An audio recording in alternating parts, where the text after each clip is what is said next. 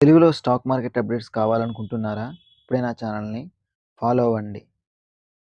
ఈరోజు Nifty 121 points down అయ్యి 25,839 పాయింట్స్‌కి reach అయింది. అలాగే సెన్సెక్స్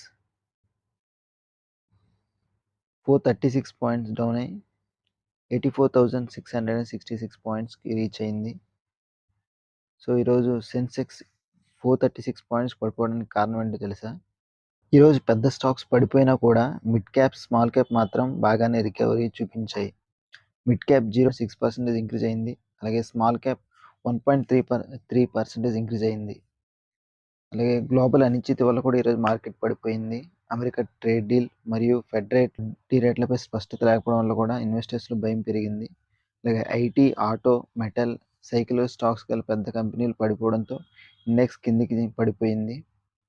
ఎన్ఎస్సిలో డిఐఎస్ కాంట్రిబ్యూషన్ చూసుకుంటే 16,036 క్రోర్స్ బై చేశారు. 10,689 క్రోర్స్ సెల్ చేశారు. నెట్ వాల్యూ చూస్తే పాజిటివ్లో ఉంది, 5,346 క్రోర్స్.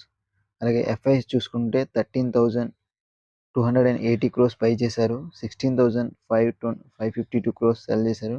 నెట్ వాల్యూ చూస్తే నెగిటివ్లో ఉంది, -2,971 క్రోర్స్. అలాగే ఎన్ఎస్సి, బిఎస్సి, ఎంఎస్సిలో చూసుకుంటే డిఐఎస్ 17,438 క్రోర్స్ బై చేశారు. 11,213 క్రోర్స్ సెల్ చేశారు. నెట్ వాల్యూ చూస్తే పాజిటివ్లో ఉంది, 6,224 క్రోర్స్.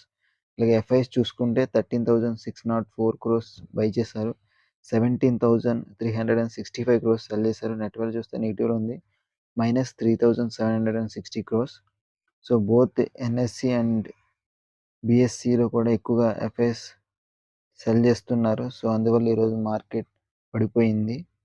సో రేపు కనుక 25,800 బిలో కనుక పడితే కనుక ఇంకా మార్కెట్ పడిపోయే అవకాశం ఉంది. సో ట్రేడింగ్ చేసేవాళ్ళు చాలా కేర్ఫుల్గా ఉండాలి. ఎవరు ట్రేడ్స్ చేయకండి. టాప్ గెయినర్ చూసుకుంటే ఎటర్నల్, జొమాటో 2.26% ఇంక్రీజ్ అయింది. టైటాన్ 2.18% ఇంక్రీజ్ అయింది. శ్రీరామ్ ఫైనాన్స్ 1.49% ఇంక్రీజ్ అయింది. అదానీ ఎంటర్ప్రైజెస్ 1.31% ఇంక్రీజ్ అయింది. అదానీ పోర్ట్స్ 1.13% ఇంక్రీజ్ అయింది. ఈరోజు టాప్ లూజర్స్ చూసుకుంటే ఏషియన్ పెయింట్స్ 4.52% డౌన్ అయింది. టెక్ మహీంద్రా 1.9% డౌన్ అయింది. ఎస్సీఎల్ టెక్ 1.84% డౌన్ అయింది. టాటా స్టీల్ 1.71% డౌన్ అయింది. డాక్టర్ రెడ్డి ల్యాబొరేటరీస్ 1.6% డౌన్ అయింది. సో ఇవి వాళ్ళ top gainers and top losers. ఈ స్టాక్స్లో ఎవరైనా ఇన్వెస్ట్ చేయాలనుకుంటే శ్రీరామ్ ఫైనాన్స్లో ఇన్వెస్ట్ చేయొచ్చు.